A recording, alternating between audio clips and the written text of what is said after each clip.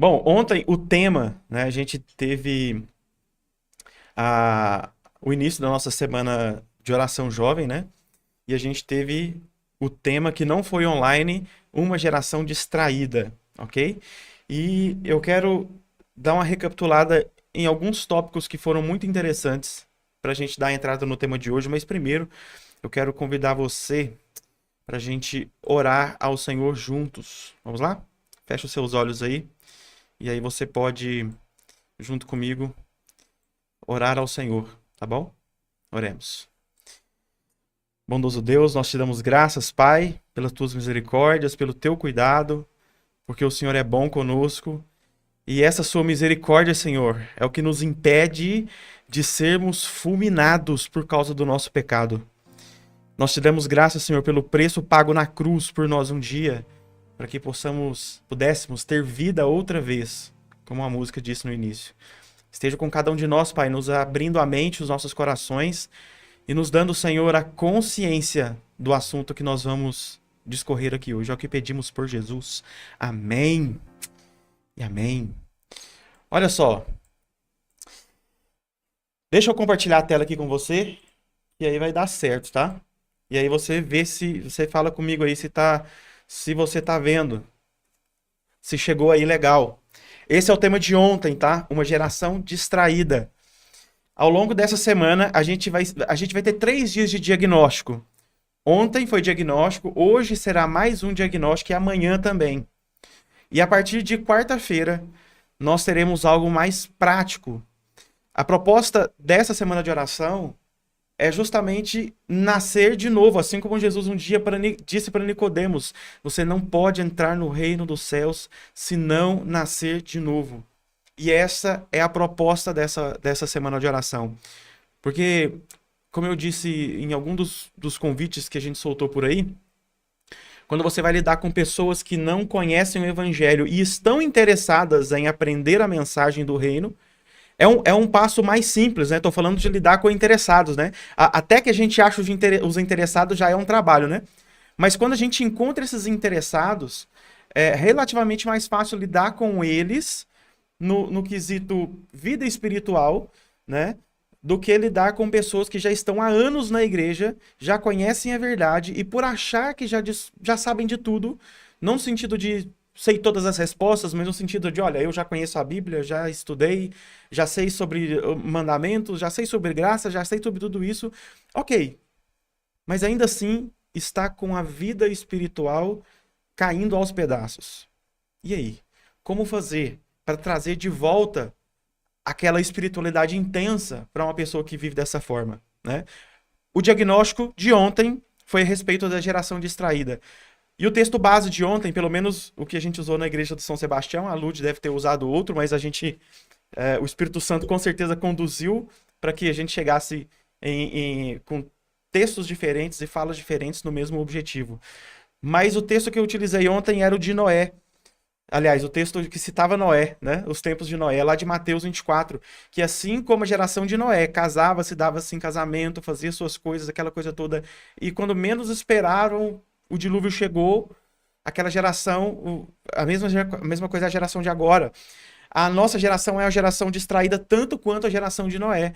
Agora você imagina Noé insistindo com as pessoas: ei, se arrependa dos seus pecados, ei, vem cá, presta atenção, para de fazer isso aí é promiscuidade, para. E as pessoas: tá bom, Noé, tá bom, a gente já entendeu, vai vir um dilúvio, vai cair aquela coisa toda, o Deus vai destruir o mundo, tá bom, Noé, a gente já entendeu, tá bom, tá bom.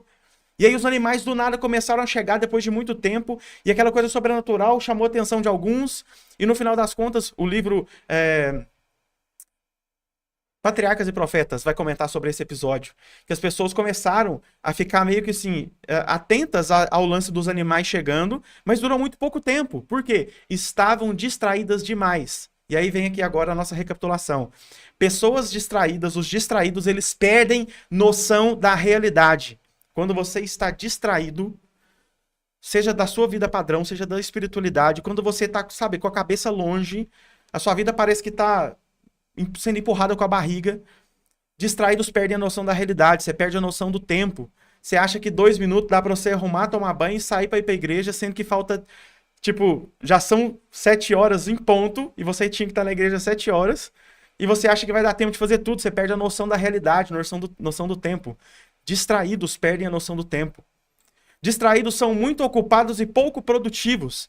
Fazem muito na igreja, mas não gera quase nada de fruto, porque o foco está desalinhado. Tem muita gente que trabalha arduamente na causa de Deus para tudo acontecer de forma impecável, mas isso não gera fruto nenhum. Por quê? Distraídos. É possível estar distraído dentro da causa de Deus. Como? Você trabalhar para Deus, mas fazendo coisas que Ele não te pediu. É muito fácil se distrair dentro da causa de Deus. Distraídos perdem bênçãos. Por quê? Estão distraídos demais para perceber as bênçãos caindo ao seu redor.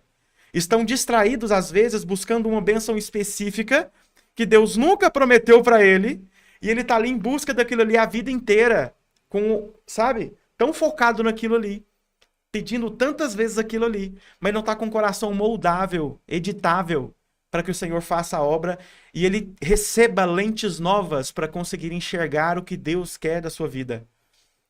E aí, as distrações, cada um tem a sua. Tem gente que se perde com rede social, tem gente que se perde com trabalho, tem gente que se perde com estudos. Porque tudo o que é colocado no lugar do trono do Senhor, que vira prioridade máxima na sua vida, se torna uma distração. E distraídos perdem bênçãos. E por que no final de tudo isso? Por que isso tudo acontece com esses distraídos? Porque eles perdem Deus de vista. E aí, Marcos, capítulo 4, verso 19, vai dizer assim, ora, os cuidados deste mundo, os enganos das riquezas e as ambições das outras coisas entrando, sufocam a palavra e fica infrutífera. Isso aqui foi extraído lá da parábola do semeador, lembra? Distraídos. A distração fez com que a palavra ficasse sufocada. Distraídos perdem Deus de vista e aí a vida deles estaciona. Passam a vida inteira mendigando bênçãos de Deus, sendo que o Senhor está abençoando, mas não conseguem reconhecer essas bênçãos por estarem distraídos. E aí, para a gente encerrar a recapitulação e começar o tema de hoje, para aqueles que não... Qual o diagnóstico que você tem que fazer? O que te distrai?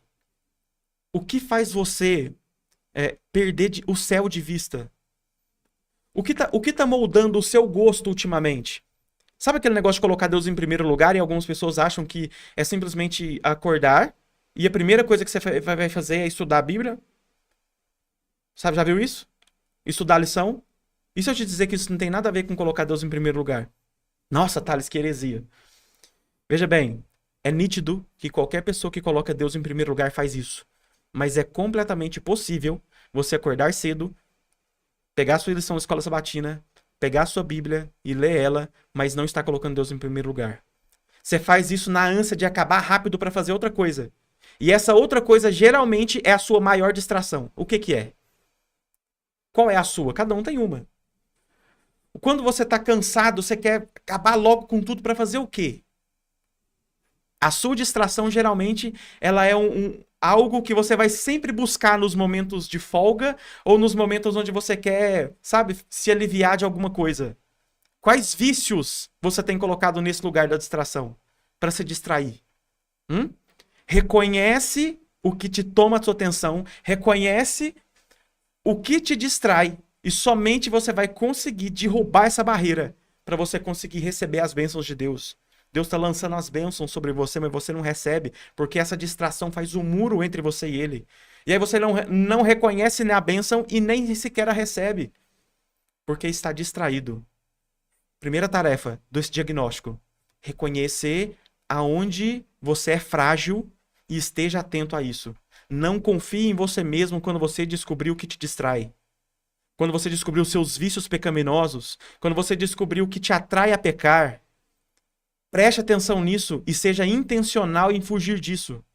Porque senão, não vivendo uma vida intencional de fugir dessas coisas, essa barreira, esse muro vai continuar levantado e você jamais vai conseguir reconhecer as bênçãos do Senhor na nossa vida, da sua vida. E aí a gente passa para o tema de hoje. Uma vez que você faz essa autoanálise pessoal de você mesmo, que é algo extremamente pessoal, não tem nada a ver com o irmão de igreja, não tem nada a ver com seus parentes, nada a ver. Isso aqui é extremamente pessoal. É a sua distração. O que te distrai? A gente entra no tema de hoje, como igreja, o que nos tornamos. Toda vez que a gente falar de igreja, a gente está falando de um conglomerado de pessoas e famílias. Então a igreja, como instituição, a igreja que se reúne aos sábados, aos domingos e às quartas, ela é simplesmente um reflexo dos indivíduos que a compõem. Se em suas casas, em seus lares, esses indivíduos estão viciados em pornografia, em qualquer outro tipo de coisa que faça com que, sabe, o caráter da pessoa seja diluído ao longo da semana, quando chega essas pessoas para se encontrarem num culto, a igreja vai ser aquilo multiplicado pela quantidade de pessoas que ali estão. A igreja é um reflexo dos lares, especialmente do que acontece na sua casa, no seu secreto, quando ninguém está vendo. A igreja é o seu reflexo. E não adianta você tentar maquiar as suas atitudes na igreja de forma que ninguém consiga perceber. Você pode até se portar bem e ninguém pode até não saber e nem precisa saber o que você faz no seu secreto. Das negociações erradas que você faz, das trapaças que você causa, sabe? Dos enganos que você administra secretamente ou sutilmente em todas as coisas que talvez você tenha a oportunidade de pôr a mão. Você pode até maquiar tudo isso, mas a obra do Senhor não prospera quando a igreja, e a igreja, quando eu digo indivíduos, estão apenas mascarados de santos. Percebe que a igreja pode aparecer tudo bem, mas se ela não é uma igreja que avança na mensagem do reino, isso revela que essa igreja, como membros, ela está deficiente. Por isso precisa nascer de novo, como indivíduos. Para que quando chegar na igreja, um monte de gente reunida, isso se torne algo verdadeiramente santo. E aí eu te pergunto, como igreja, o que nos tornamos? E aí eu queria que você me ajudasse aqui no chat, tá? Me ajude aqui com algumas coisas, tá? Imagina o seguinte, eu preciso que você seja sincero. Sincero. E não só fale coisas bonitinhas, no sentido de, tipo, igual a pergunta, né? A pergunta que é, quais seriam as características da igreja ideal? Você pode até colocar lá, uma igreja que ora mais. Tá, isso aí a gente sabe, mas eu quero aquilo que tá lá no fundo do seu coração, que você acha que realmente são as características de uma igreja ideal. Vou dar uns exemplos, tá? Que geralmente é o que é mais comum. É o que é mais comum. A igreja, para mim, ideal é a igreja que quando o visitante chega, ele se sente bem acolhido, confortável, o som não tá com zumbido, o banco é confortável, tem um ar-condicionado para ele ficar ali, não passar calor e passar raiva. A programação, ela acontece de forma impecável, ninguém erra em nada. O louvor que acontece lá na frente é sempre ao vivo, padrão adoradores. Não se coloca pregadores ruins nas escalas. Isso aqui eu fiz uma pesquisa aqui para listar de forma comum, né, o que as pessoas sempre comentam nas redes sociais de por que a igreja delas não vai para frente. Que, obviamente, se tivesse essas coisas, seria a igreja ideal. As programações dessa igreja, elas são estilo Novo Tempo. Os pregadores são o padrão Novo Tempo. E no final das contas, o visitante, quando chega, ele fica absurdamente maravilhado. Meu Deus, que igreja incrível é essa? O som, ele é incrível, sabe? Os ministérios, eles funcionam de forma belíssima. Todo mundo tem um caixa para poder usar, com muito recurso, né? Todo mundo tem um caixa para usar, tem muito recurso disponível, não falta nada de dinheiro, sabe? A igreja não tem infiltração, entendeu? Os irmãos que tiram coisas do lugar, eles colocam de volta, sabe? Quais seriam as características da igreja ideal? Quando você pega assim, ó, tudo bem, a parte espiritual, ela é mais individual, mas em questão de que ainda que estejasse tudo bem espiritualmente falando, o que mais tem na sua cabeça que você falaria assim, ó, se tivesse e fosse desse jeito, pra mim seria perfeito? O que mais? Outro dia, eu vi alguém comentando assim, o dia que a nossa igreja tiver uma programação desse tipo aqui, ó, aí, cara, você vai ver as coisas acontecendo. E aí era uma programação, era uma programação bem grandiosa mesmo, um programa bem grande, né? Daqueles, tipo, que vai cantores famosos da nossa igreja, aquela coisa toda. O Arthur, uma igreja que acolhe e não vê o convidado como um pecaminoso, e sim como alguém que sente uma necessidade de achar Cristo. Excelente, esse é o caminho. O Arthur, nosso adolescente, falando aí, ó. Sabe? Tudo isso que eu falei aqui, dessas características visuais, estão enraigadas na maioria dos membros da igreja. E aí, no final das contas, existe uma frase que ela é dita, que aparentemente ela é dita de forma zelosa, mas na verdade ela está travestida de um egoísmo.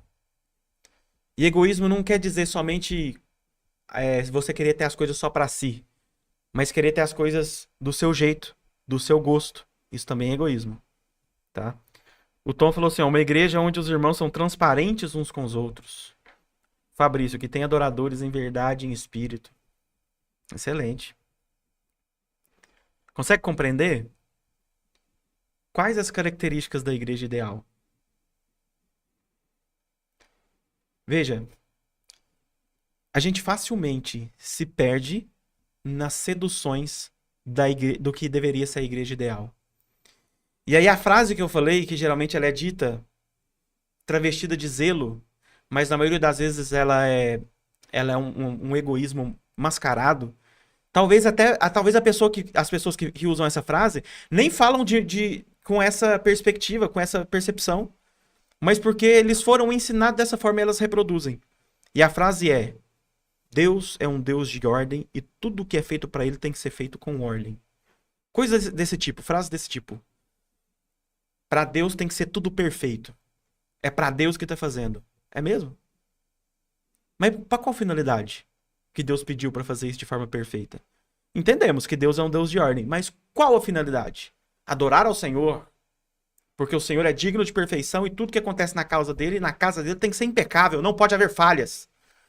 Por quê? Qual é a finalidade no final das contas? Quando as coisas precisam ser... Quando a igreja precisa ser colocada em ordem. E tem muita gente... Eu venho de uma igreja que sofreu muito na época ali de 2009, porque tinha um ancião lá que ele estava indo embora para outra cidade. E ele falou assim, antes de eu ir embora, eu vou fazer uma limpa na igreja. Gente, eu nunca vi tanta gente sendo disciplinada. Porque ele falou que a casa de Deus é um lugar que precisa estar em ordem. E deixa eu te falar uma coisa. Enquanto houver pecadores falhos, vão haver falhas na igreja. E enquanto houver pessoas dispostas a limpar a igreja, pecadores irão se perder. Deixa eu avançar aqui com você. Olha só o que diz Atos 2:46.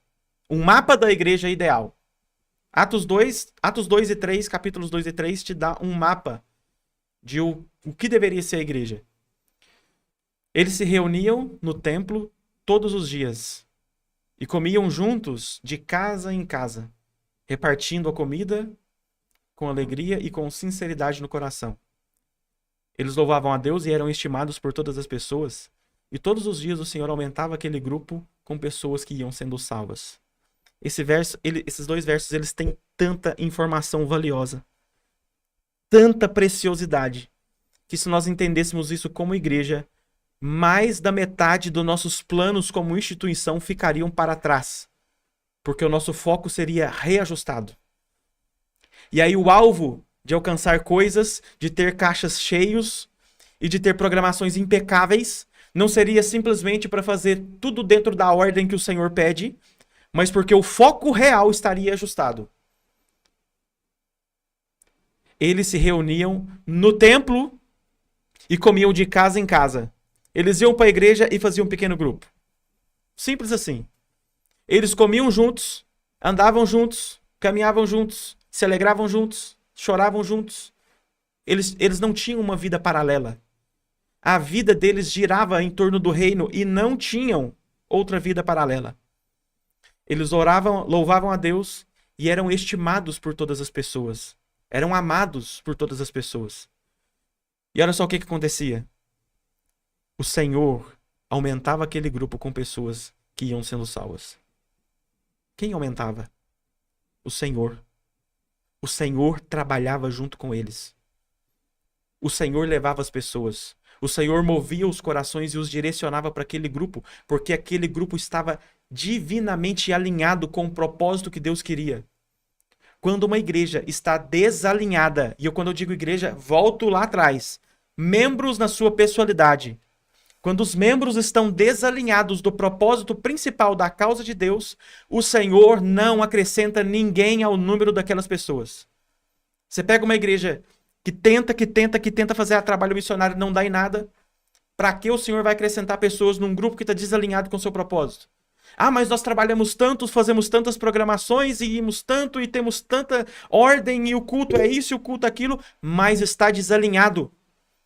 Uma igreja distraída. O Senhor não acrescenta pessoas a uma igreja distraída. Quantas vezes você já tentou fazer tanta coisa e tinha tudo para dar certo? Tinha gente, tinha recurso, tinha mão de obra, tinha boas ideias e não deu nada. Por quê? Igreja desalinhada com o propósito do Senhor. E aí uma igreja desalinhada, ela faz tudo, menos se preocupar com o propósito do Senhor. E qual é o propósito do Senhor? Qual é o propósito do Senhor? No final das contas. Qual é o ideal que Deus quer para a sua igreja? No final das contas. Deixa eu compartilhar com você aqui alguns textos do Espírito de Profecia. Esse aqui é esse livro aqui, tá? Os Embaixadores, que no caso é o Atos dos Apóstolos, dessa versão aqui que você deve ter aí, ó, na linguagem de hoje. Ok? Página 21. Eu até fiz um comentário aqui, ó, que eu rabisquei lá no próprio livro. Quando tudo que fazemos parece estar levando a lugar nenhum, esse é o segredo para colocar tudo em ordem. A verdadeira ordem que o Senhor quer. Não é uma programação impecável, onde pessoas não falham em nada. Não é. Diz assim, ó. Enquanto esperavam, os discípulos se humilharam... esperavam Jesus, tá? Enquanto esperavam, os discípulos se humilharam em arrependimento e confessaram a sua incredulidade. Deus os fez lembrar de verdades que haviam esquecido. O primeiro passo para uma igreja ficar alinhada ao propósito do Senhor, depois de reconhecer todas as suas distrações, é lembrar as verdades que haviam esquecidos. Quando nós voltamos para a palavra e conseguimos ver direto na fonte o que Deus espera de nós como igreja e lembramos das verdades que havíamos esquecido, nós retornamos completamente para o foco principal e paramos de nos perder pelo caminho, sabe? Criando um monte de situações burocráticas para a obra acontecer. Um monte de situações constrangedoras, desagradáveis, sabe? Conflituosas, que não... Deus os fez lembrar de verdades que haviam esquecido. O foco era um só.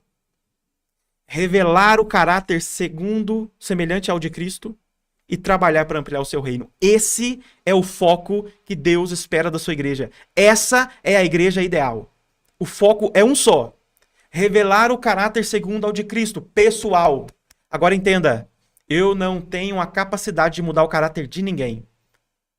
Eu posso orar por essa pessoa. E se eu tiver algum tipo de abertura com essa pessoa, eu posso dar alguns toques. Se eu tiver liberdade para isso.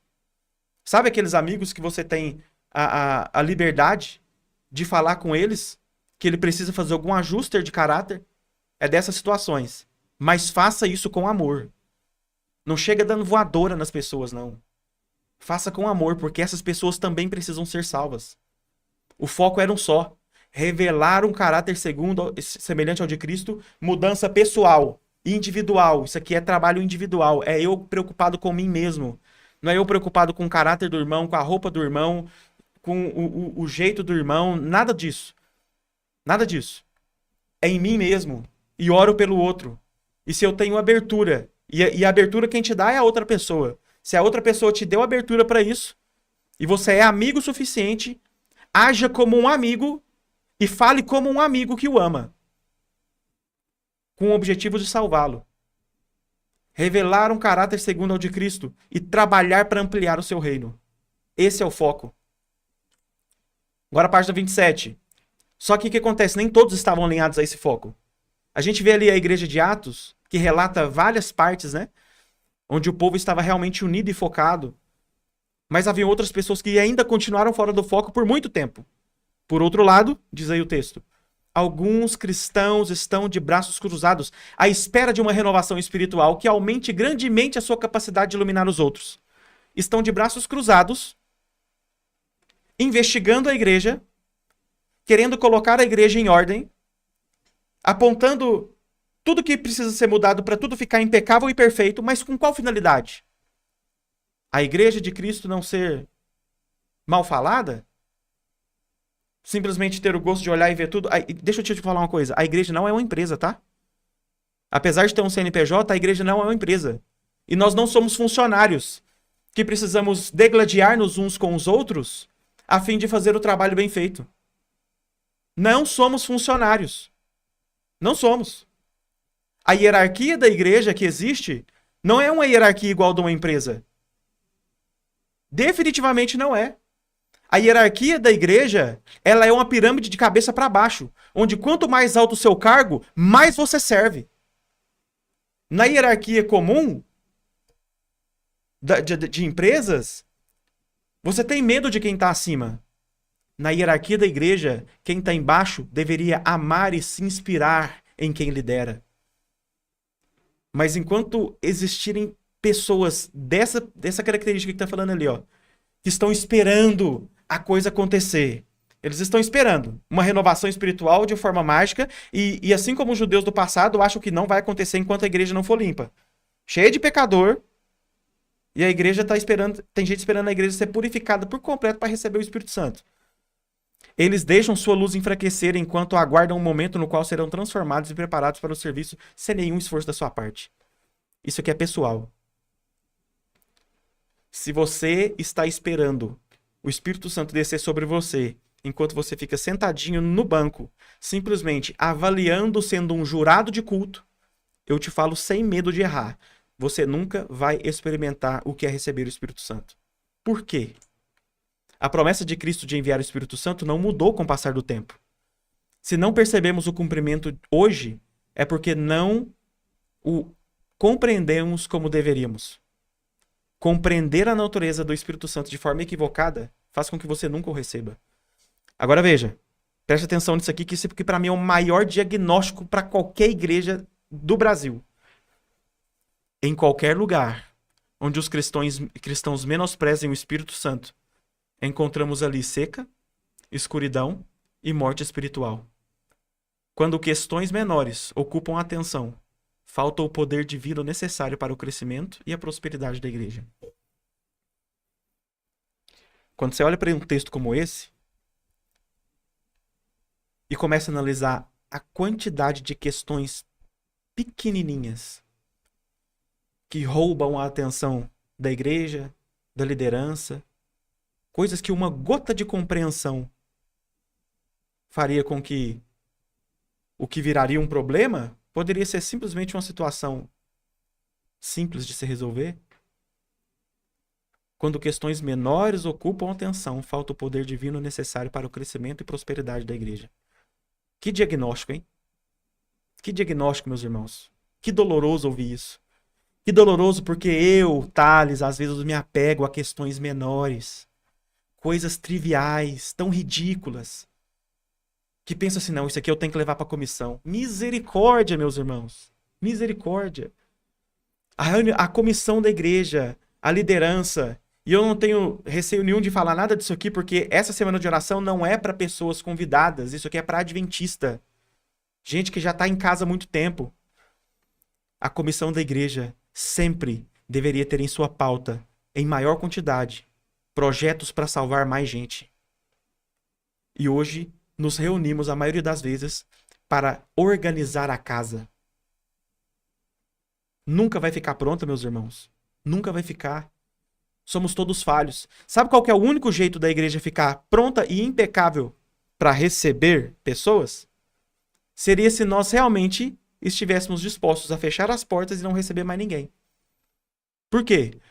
Se você fecha a porta da igreja hoje, doutrina todo mundo e coloca todo mundo ali, ó, sentadinho, para todo mundo exercer, virar igual um robozinho, fazer tudo impecável. A partir do momento que evangelizarmos pessoas e chegar novatos, eles não vão saber de nada disso. Eles vão vir com os vícios deles de fora. Vão vir com suas, sabe, os seus gostos pessoais. Se eles não entendem que a igreja não é um lugar para se ir, mas uma família para se pertencer, onde no final das contas tem um monte de gente com gosto diferente, sabe? Preferências diferentes, gostos musicais diferentes dentro do gospel, estilos de pregação diferentes, uns gostam de fundo musical, outros não. Daí, nenhum culto vai agradar ninguém. Uns que falam assim, ó, a hora que der 11h30 no relógio eu tô indo embora, eu não quero nem saber. Palhaçada essa de culto demorar. Poxa, você não é o guardador do sábado não, meu irmão? Você faz o que depois que você vai pra igreja? Você tem algum compromisso, algum evento pra você ir? No final das contas, a igreja que perde o foco, que tá tão acostumada a ficar dando atenção demais para questões menores, cria um monte de membros jurado de culto. Veja se isso não é uma tremenda distração. Veja se não é. E agora deixa eu voltar com você aqui. Eu quero compartilhar com você isso aqui. Quando eu li isso, eu pensei, cara, simplesmente não dá para eu continuar vivendo a vida de igreja do jeito que eu quero. Deixa eu compartilhar com você aqui. Eu vou ler, tá? Presta atenção nisso aqui. E vê se isso aqui arrebenta o seu coração. A Rita falou assim, ó, estamos num processo de construção e no final da obra é um caráter igual ao de Jesus Cristo. Ritinha, você me fez lembrar de uma coisa. Eu tenho, irmãos, eu tenho um grupo no Telegram onde eu anoto todas as coisas que eu aprendo. Sabe diariamente quando o Espírito Santo te dá umas pancadas? E aí você passa por uma situação talvez de conflito, desagradável, e que no final das contas você sempre aprende alguma coisa? Ou o que você deveria ter feito ou não ter feito, ou falado ou não falado, enfim, a gente sempre tá aprendendo alguma coisa. O que acontece é que às vezes a gente esquece dessas coisas. E aí eu fui criar um grupo que só tem eu, onde eu anoto essas coisas tudo. E para garantir que ações desafiadoras, né, sem ter aprendido a lição, eu comecei a anotar todas essas coisas. E aí eu queria... Deixa eu compartilhar com você aqui, quer ver? Deixa eu achar aqui. Ó. Vê isso aqui, ó. Recusamos a trabalhar com o Espírito Santo quando acreditamos que toda conversão e mudança das pessoas depende das nossas palavras, depende das minhas palavras. Como se ele trabalhasse somente após eu falar as verdades que as pessoas precisam ouvir. Por outro lado, passamos a ser seus instrumentos. Quando oramos pelas pessoas que queremos evangelizar ou queremos ajudar em alguma mudança de caráter, aguardamos que o Espírito Santo crie as oportunidades e faça tudo o que se diz respeito ao coração das pessoas, porque tudo que tem que ver com mudar coração é ele que faz. Você pode esfregar verdades na cara de quem você quiser, você vai criar uma inimizade e ainda não vai ganhar a pessoa. Essa mudança tem que ser de dentro para fora. Vê você mesmo, no seu histórico de mudanças, quantas vezes as pessoas esfregaram na sua cara os defeitos que você tem e você ainda não muda. Mas, quando isso acontece de dentro para fora, quando você cai em si de quem você é de verdade e de que você precisa realmente do Senhor para ser transformado, isso de dentro para fora começa a haver mudança. Então para de esfregar a verdade na cara das pessoas e comece a orar por elas, para que o Espírito Santo faça esse trabalho difícil. É dele essa responsabilidade. E nós recusamos trabalhar com ele quando queremos fazer o papel dele nessa causa.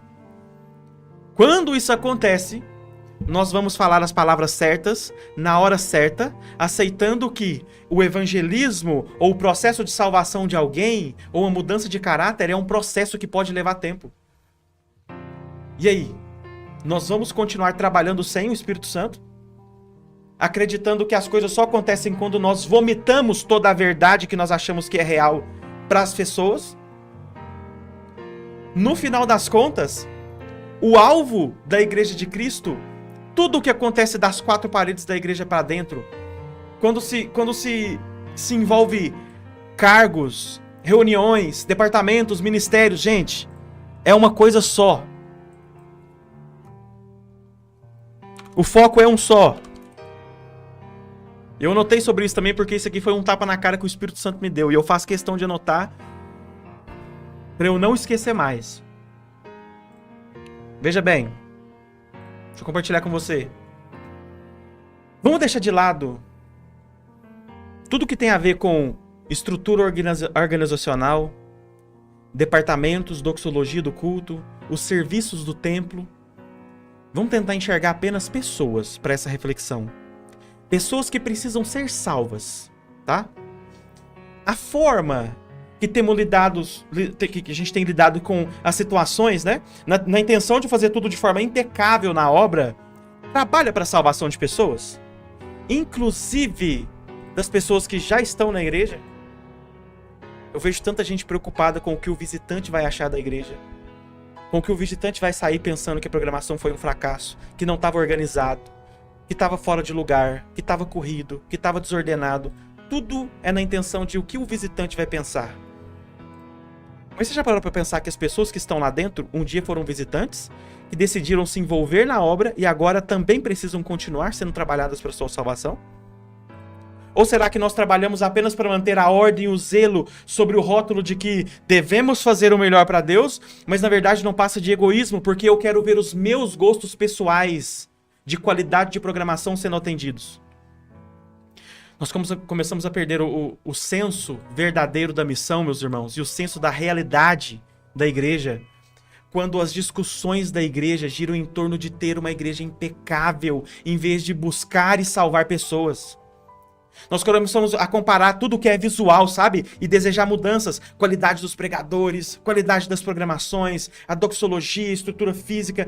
E passamos a condenar duramente as falhas dos membros. Deixa eu te contar uma coisa. Que quando o Espírito Santo me deu essa pancada, eu fiquei desnorteado por um tempo, mas eu parei de sonhar com a igreja perfeita, de estrutura perfeita. E a verdade é essa aqui, ó. Todo o sistema da igreja, cargos, funções, o próprio templo, tudo que envolve a administração, os planos da igreja, eles devem apontar para uma direção: anunciar a verdade do reino e ajudar as outras pessoas de lá de fora a conhecerem as boas novas. Agora veja, qualquer pessoa que esteja desalinhada a isso enxergará apenas defeitos e deficiência em tudo. A obra estaciona, a igreja se torna um núcleo de resolver problemas em vez de ser uma agência salvadora de almas. Os que têm que ser salvos, os lá de fora. Os daqui dentro, pancada neles, não podem falhar. E aí, quando esses membros cansados, dos lombos machucados, por tanto zelo, saem da igreja, viram estatísticas do reencontro. E aí? Duro, né? Entende como é necessário fazermos um diagnóstico nosso, pessoal, de como eu, Thales, estou lidando com a igreja, o que tem sido os meus anseios como membro de igreja para essa igreja? Deixa eu encerrar com você aqui. Livro Igreja Primitiva. Aliás, livro Igreja Essencial, do pastor Valmir Rosa. Pastor adventista, tá?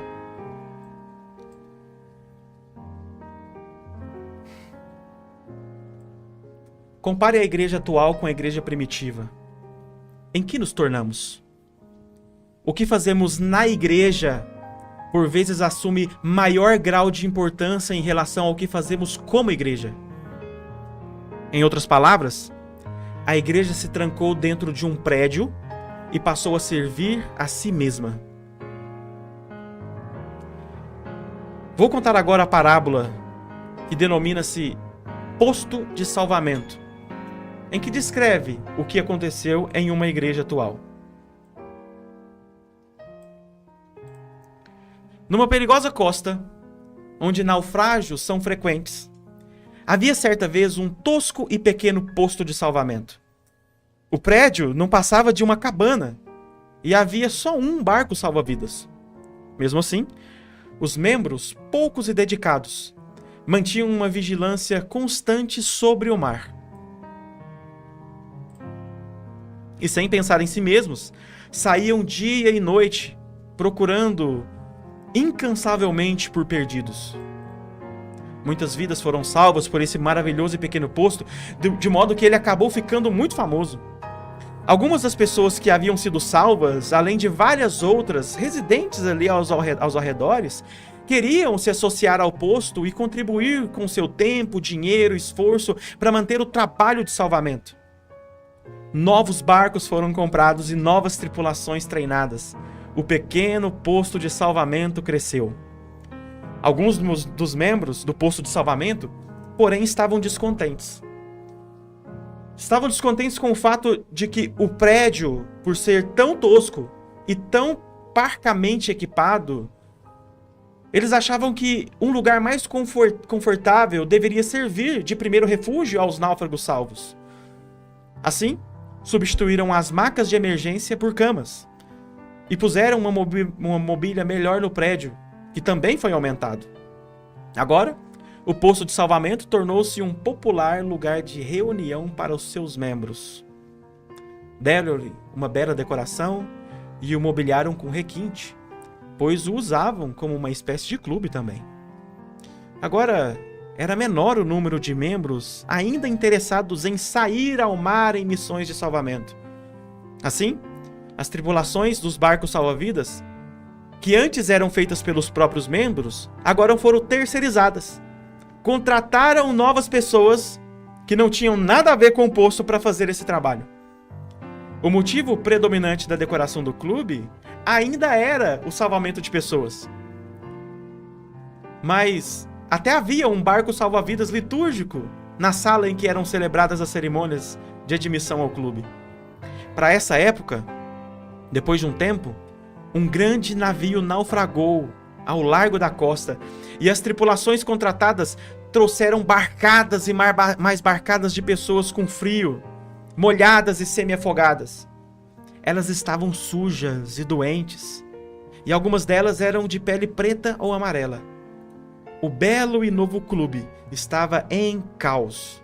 Por isso, a comissão responsável pela propriedade, imediatamente mandou construir um banheiro do lado de fora do clube, onde as vítimas do naufrágio deveriam primeiro se limpar antes de entrar. Na reunião seguinte, houve uma cisão, um conflito entre os membros do clube. A maioria dos membros queria suspender as atividades de salvamento por serem desagradáveis demais e atrapalhar a vida normal ali do clube.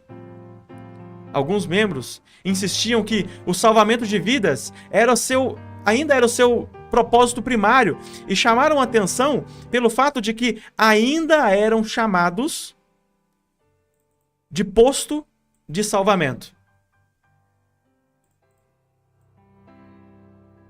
Mas por fim, esses membros foram derrotados na votação. Foi-lhes dito que, se queriam salvar as vidas de todos e vários tipos de pessoas que naufragassem naquelas águas, eles poderiam sair e eles mesmos iniciarem o seu próprio posto de salvamento, mas abaixo daquela mesma costa, em outro lugar. E foi o que fizeram. Com o passar do tempo, o novo posto de salvamento passou pelas mesmas transformações ocorridas no antigo. Acabou tornando-se um clube e mais um posto de salvamento foi fundado.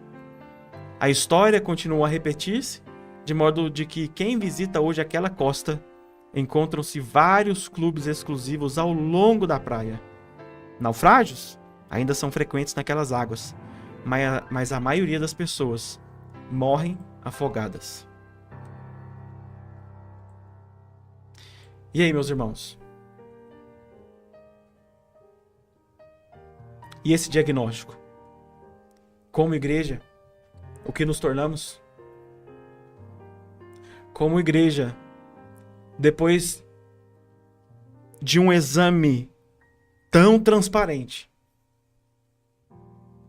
como nós podemos fazer da forma como sempre fizemos até aqui? Se você deseja ser transformado pelo Senhor, de forma que você arrisque, seja ousado o suficiente para dizer: Senhor, eu não quero mais ser como eu sou. Muda meu gosto, muda os meus hábitos, muda as minhas preferências, muda a forma que eu enxergo a igreja, muda a forma que eu enxergo os irmãos que falham, muda, Senhor, a forma que eu enxergo aqueles que ainda estão no processo de aprender quão grande é o Senhor. A igreja, meus irmãos, sempre vai haver pessoas que aparentemente são sem noção pelo que vestem, pelo que falam, sabe? Da forma que falam. Entendam, todos estão num processo de transformação. Esse processo para uns vai demorar mais do que para os outros. Mas se não encontrarem na igreja pessoas pacientes, dispostas a orar por elas, elas jamais chegarão até o fim desse processo. Vão desistir pelo caminho. As tentações já são duras demais. As provas da vida pessoal, da vida financeira, da vida profissional, já são árduas demais para ainda chegar e querer fazer parte de uma igreja onde ali você não tem ajuda para você poder melhorar a sua vida como pessoa. Que possa começar comigo essa mudança. De pedir ao Senhor que molde o meu caráter, para que eu seja um reflexo de Jesus Cristo. E para que as pessoas, quando forem aconselhadas, ou até mesmo repreendidas por mim, possam ver o perfume e as palavras de Jesus. E não simplesmente as acusações de um fariseu que quer limpar a igreja em vez de salvá-la. Que esse seja o desejo do seu coração, para que o Senhor volte logo.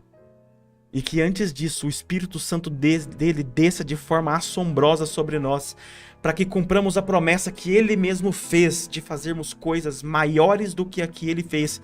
Não com o objetivo de termos a igreja impecável, com programações impecáveis e tudo acontecendo da forma linda e maravilhosa como nosso desejo pessoal deseja, mas que tudo se converta para a salvação de pessoas, dos de dentro e dos de fora. Salvar quem vai vir e salvar quem já está, para que os nossos membros não virem estatísticas de reencontro. O que falta é mais amor e menos intenção. Os resultados serão os frutos desse amor. Eu até arriscaria dizer, Fabrício, aqui, enquanto não há amor, seja intencional, até que o amor te tome por completo. Mas seja intencional com o coração aberto. Vamos orar? Feche seus olhos.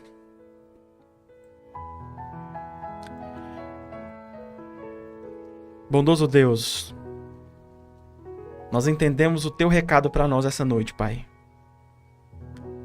Que a Tua palavra não volte vazia nessa noite. Que ao encerrarmos, Senhor, esse encontro, o nosso coração possa ficar incomodado, cada um na sua particularidade, pelo que o Senhor quer fazer em nós. O Senhor deseja, Pai, que nós abandonemos o que pelo caminho? Deixe-nos claro, Pai. Deixe-nos claro. Deixe-nos claro, Senhor, aquilo que o Senhor já não quer mais que faça parte dos nossos hábitos, do nosso vocabulário, da nossa forma de lidar com os outros.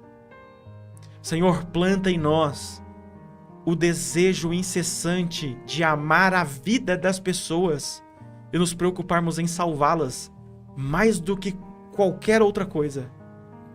Mais do que ter uma igreja impecável. Mais do que ter uma programação que aconteça em perfeita ordem, passando por cima, Senhor, da tua ordem de salvar pessoas e colocando o zelo, que na verdade é um pacote de egoísmo, na frente, Senhor, da tua causa. Ó, Senhor, tem misericórdia de mim.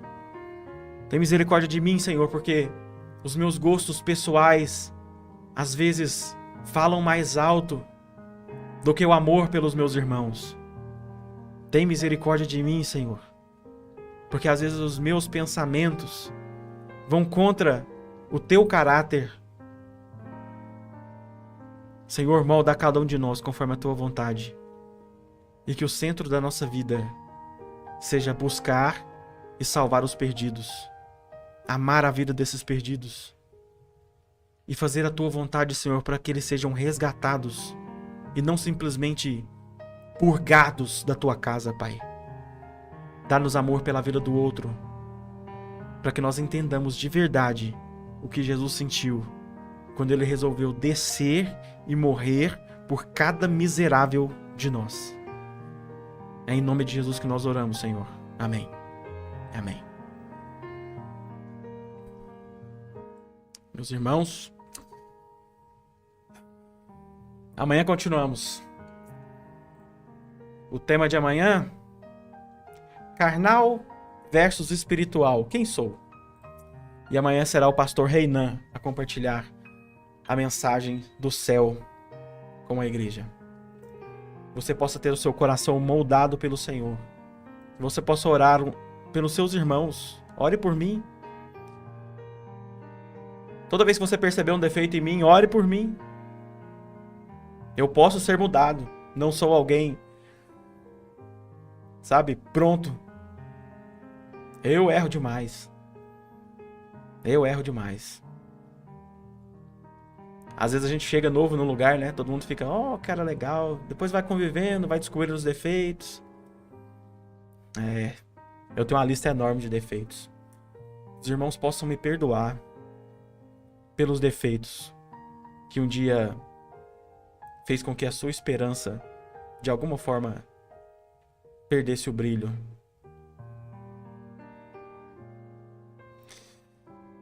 Que o Senhor te abençoe e te guarde.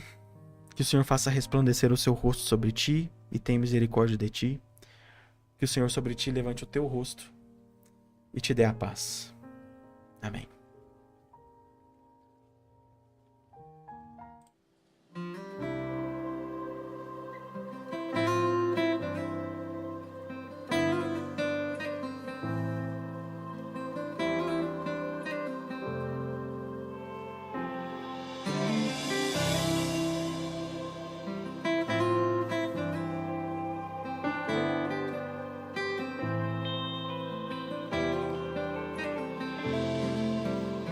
Cante o nosso Deus. Levanto a cruz de Jesus, proclamo o seu nome, para que toda a terra conheça o Pai, me prostra aos seus pés. Cristo um dia se fez homem, vencendo a morte com poder, e com seus braços estendidos sobre uma cruz nos deu vida outra vez.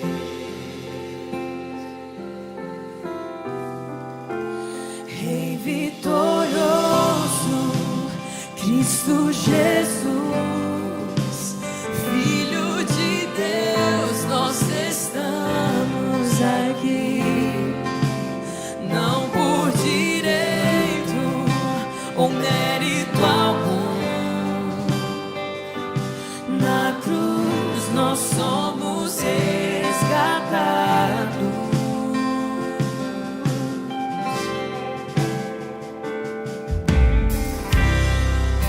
Levanto